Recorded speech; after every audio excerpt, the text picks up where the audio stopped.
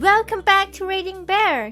Today, we will take a look at some new revenge stories.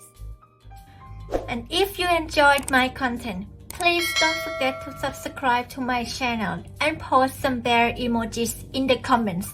Let's go! The first one is titled, Fake a Broken Arm. I'll get you deadlined. Years ago back in high school I worked in a retail hardware business, along with a few part-time guys going to college. One of our jobs was accepting deliveries from the corporate warehouse. Because the truck was full of merchandise, some for our store, some for other stores, we weren't allowed to go into the trailer.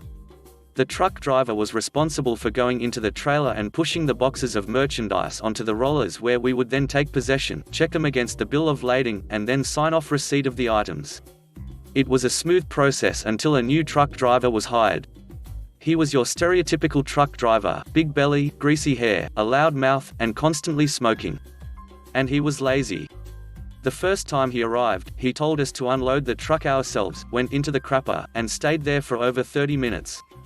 I unloaded the truck. It took far longer than normal, but I was diligent and did not remove any items that were not ours. This continued for several weeks, and the unloading process took away time that we could have used putting merchandise on the shelves. The boss finally had enough and called corporate. The driver must have been reprimanded, because when he backed into the loading dock the next week, he hopped in the trailer, set up the rollers, and began unloading. But he was going to get even, his version of pro-revenge, I guess. When I would grab a box off my end of the rollers and carry it into the warehouse to stack, he would push another box down the rollers as hard as he could, sending it crashing to the floor. Some of our products were glass, so it was possible something was going to be broke. I stopped what I was doing, got the boss, and explained. The boss told him no one was going to sign off until every box was opened and inspected. Bear in mind the average load was around 200 boxes. The truck driver got pissed and drove off without finishing the unload. He was hurting himself by doing so, because boss called corporate right away. We closed at 6 every evening. The truck driver knew this. He showed back up at 5 minutes before closing time and made many butthole remarks while slow walking the unloading. One of my co-workers was a good-sized country boy who liked to chew beech nut tobacco.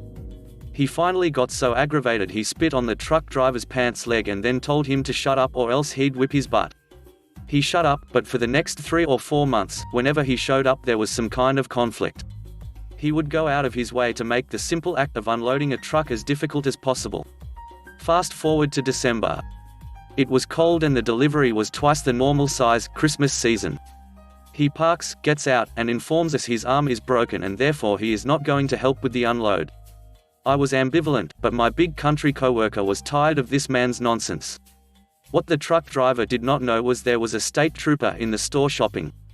He was a close friend of my coworker, who had gone out front to find him and told him about this truck driver.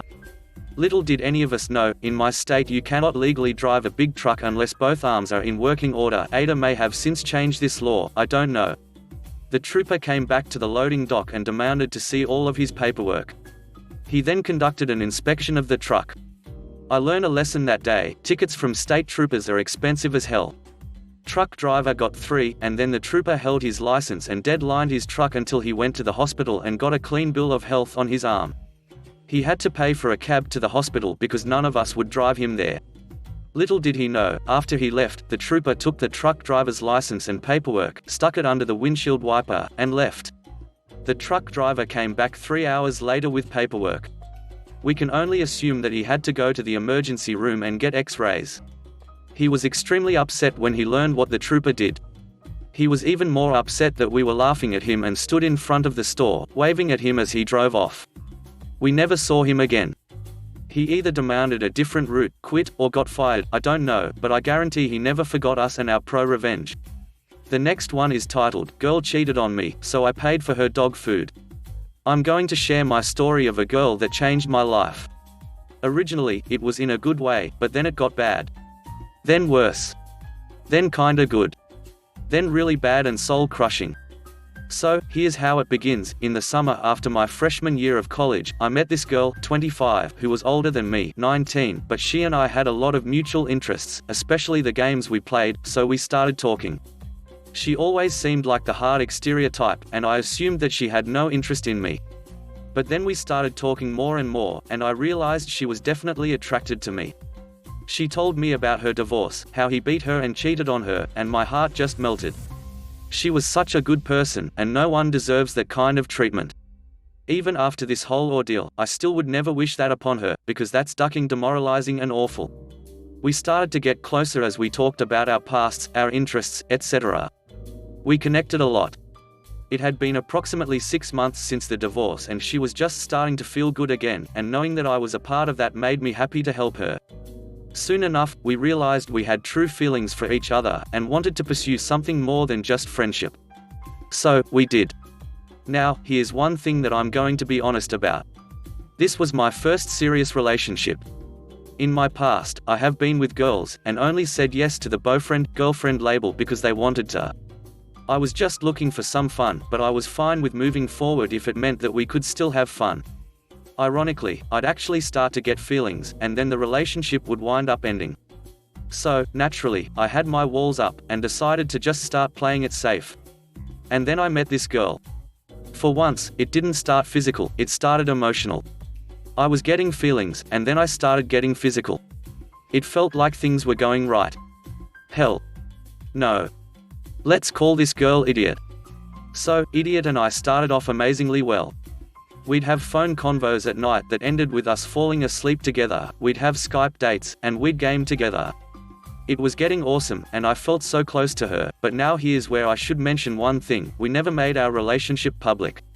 She wanted to keep it low-key, since she was still getting over her divorce. Well, after the breakup, I realized that she was ashamed of me, and I'm guessing it had to do with the age difference. The funny thing is, she and I talked about meeting each other's parents a lot, and how it would be awesome for each of us, given our personalities. She meant so much to me, and I would talk her through all the panic attacks she'd have, and try to be the best guy to her. I ducked up in my previous relationships, but this time, I refused. I wanted to be the good guy. The sweet guy. The great boyfriend. Hell, I remember one time she posted one of those pictures with the quote, "A good guy wakes you up at 3 a.m. to tell you he loves you," and had the "he loves you" crossed out and above it saying, "with cookies and ice cream." So, for our 3-month anniversary, I sent her a box of Oreo cookies and a gift card to Cold Stone, and she was so happy and whatnot about it. Okay, enough of this sappy crap. It's time to get to the bad parts. First of all, around 5 months into the relationship, she just stopped talking to me. I got really confused, but assumed that she needed her space. I would still reach out every now and then. Then, on Thanksgiving, she tells me that she was relapsing with memories from her ex-husband, and I understood and told her that we'd take a break. The day after New Year's, she called me crying, saying how she wanted me in her life, and how she loves me, so naturally, I felt great again and said yes. 1 to 2 months into this new relationship, and I started realizing that one of the guys that used to game with us, we played GW, GW2, WoW, etc., for proper context, would always be extra raunchy with her. And she would giggle about it and be the same way back. Naturally, I wouldn't say, "Hey, duck off talking to my girl like that," because we still hadn't made our relationship public yet. I would talk to her about it in private, and she told me that he was just like a brother to her and that's all. I had some apprehension because I've been in ducked-up situations in my past with cheating, but I trusted her. So, I'd tolerate everything that happened, and just took it on the chin. Another 3 months later, she broke up with me. I was planning on studying abroad at that point, so her breaking up with me definitely set me off on a "duck this crap" note, and I left for London with a downtrodden state of mind. I hated the world, and didn't give a shit about anyone. Once I started deciding to work out, I made friends with other guys who made it their summer goal to help me through this by showing me the proper techniques for the exercises I was doing. And even helped me gain my confidence back through this. I started meeting girls, even had some fun throughout this, and things were going well. I was finally starting to wake up in the mornings in a neutral state, rather than duck the world. But then, I found out. Turns out that Idiot ducked that brother, friend of hers, and less than a week after I left, he actually drove down to where she lived to spend quite a lot of time with her. I hear from him directly how this had been going on for quite some time, and that he was having a great time with her. He saw me as a friend, and had no idea of my relationship with Idiot. I hope.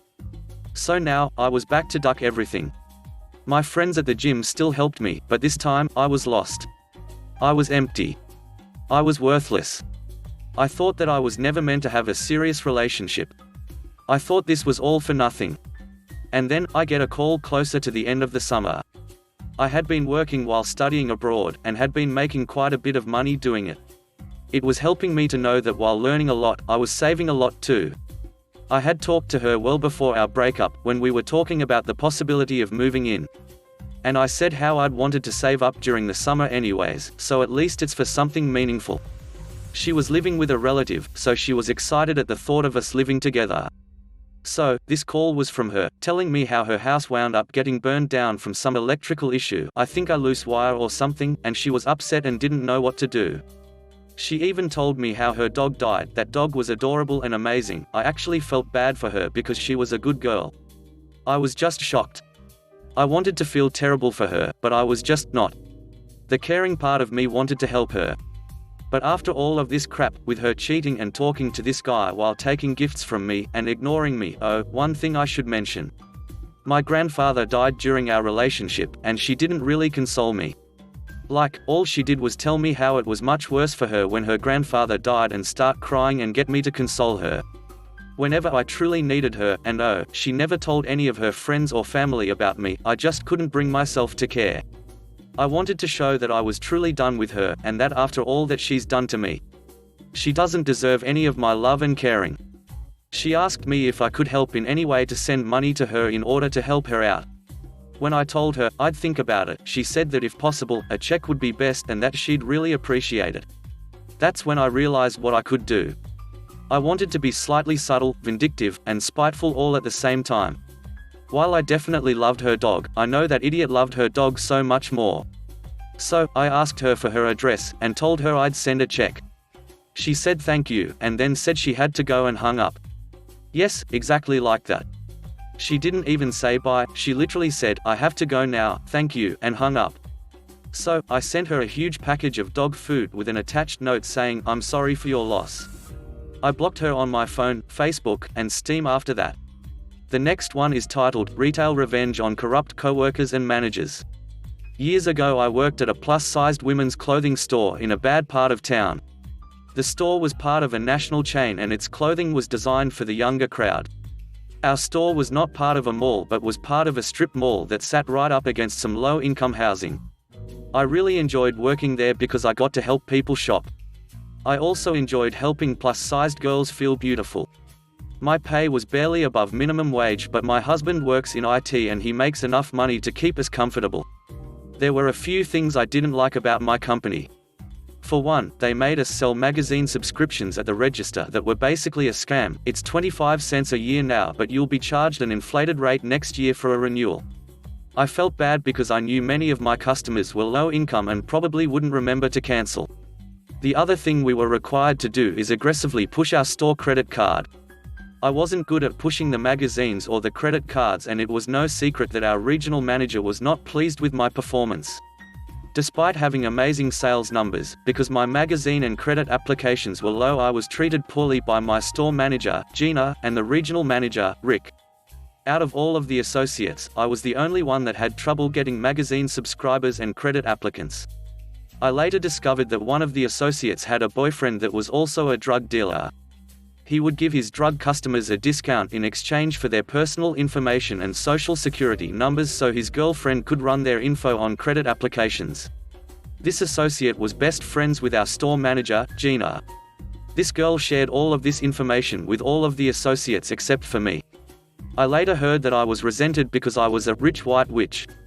Another crappy part of working at this store was dealing with shoplifters. Even though the city's police station was across the street from our store, people would come in and try to pull a fast one on us. If we knew someone was shoplifting, one of the associates would start a conversation with a shoplifter while the other associate went in the back room to call the police. Our store had no anti-theft systems and it had no security cameras. Because our amount of shrink was so high, our store was put on probation and we regularly had a company come in and take inventory of our merchandise. We knew how much our store was losing every 3 months. Corporate sent down some head honchos from loss prevention that would interview us one at a time and try to figure out if one of the staff was stealing. The man they sent was named Jack. Jack gave me his name and cell number and told me I could call him if I noticed or suspected any of my coworkers was stealing. On one of the days that our merchandise was going to be inventoried, the regional manager, Rick, arrived. This was odd because Rick lived in the neighboring state somewhere. He must have left his home at 4 a.m. to be there when we opened. Rick spent the day manipulating the inventory results. He would do things like make the people taking inventory scan empty shoeboxes and inventory shirts twice. I went home and wrote down everything that I remembered.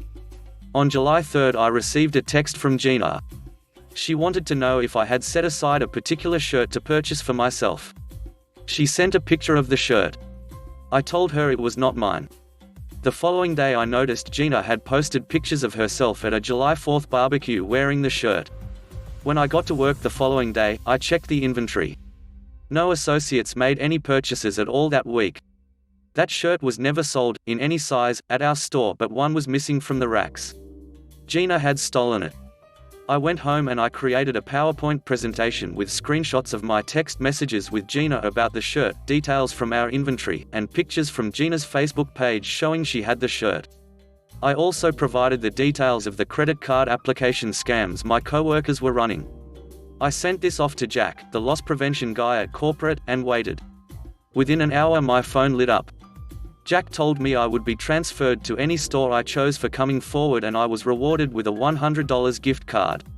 He told me they knew about the credit card applications being fake because the same 20 people were applying over and over again. I knew that no matter what store I chose, Rick would still be my boss, so I told Jack I would think about it. When I got to work the following day, Rick and Jack were there. Gina and her best friend were fired and were already gone. Within one ducking week, I was being written up for not having enough credit apps. I quit right then and there. I went home and called Jack and told him about Rick's inventory manipulations. I gave a tip about our magazine program to a major consumer publication and they published stuff about it on their website. This chain used to have 20 locations in our state. Now it has 2. I just looked on LinkedIn and Rick still works for the company. Oh, well. I feel like I got revenge. The last one is titled, "Treat Me Like Poo? Enjoy a Union Drive." So this happened during the later stages of the 90s. 1998 to be exact, but I will not disclose the location or names of the people involved so I can stay compliant with sub-rules, as well as a non-disclosure clause I was made to sign after I successfully sued, and won, but more on that later. I was working for a business run by what appeared to be a normal, mum-and-pop type. After about a month or two of working there, it became apparent these mum-and-pop owners were in fact real, crappy buttholes. Constant belittlement, ranting raving sessions for the slightest mistake, and absolutely cheap to bone when it came to wages. At the same time I was working 2 jobs due to crappy wages, and at my other job there was a union drive happening.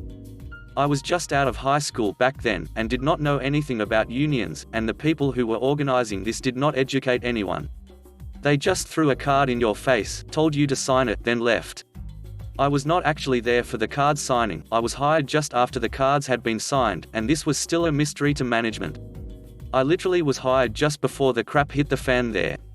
Where I live, and at the time, labor laws were set up so 51% of the employees working at a business was all that was required to get a hearing before the labor board regarding certification.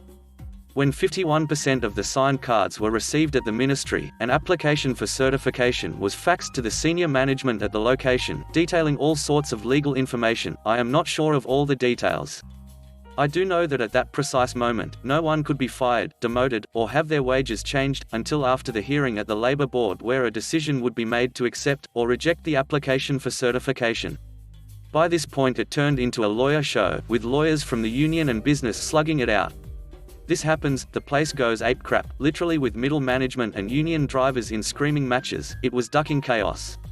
But I was not there, I was at my other job, dealing with crap I usually dealt with the mum-and-pop operation. A month or 2 goes by, and the newly organized business settles down, but there is anger, resentment, and hate bubbling under the surface.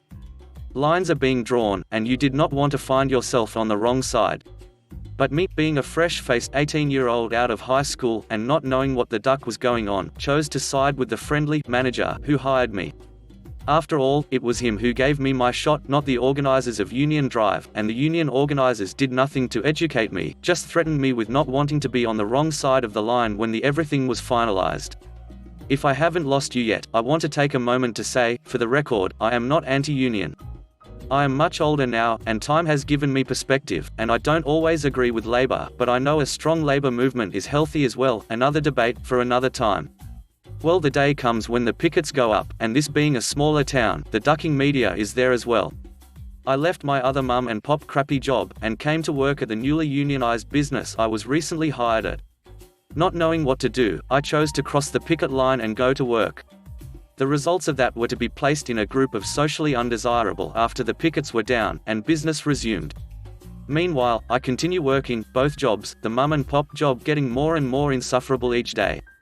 Most of the workers at the union job won't talk to me, and all this crap, from both sides, is really beginning to take its toll on a sensitive, dumb as crap, 18-year-old kid that just wanted to work, smoke pot, and get laid. Then I have an idea. I am done with the mum and pop job, and their ducking crap. If a union drive can happen at the one place, why not here?